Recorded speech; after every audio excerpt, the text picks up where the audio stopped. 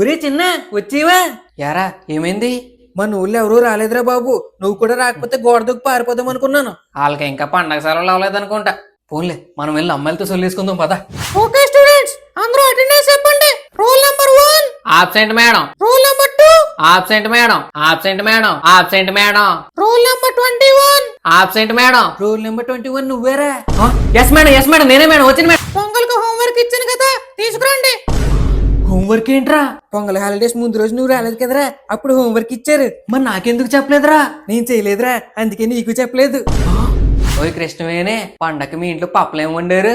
మా అమ్మ సలగుత్తులు గోరుమిట్టులు చేసింది. మరి నాకేం తేలేదా? అంటే పిండి వంటలు అల్లుడి కోసమే కదా చేస్తారా? ఓకే స్టూడెంట్స్, అందరూ బుక్స్ ఓపెన్ చేయండి.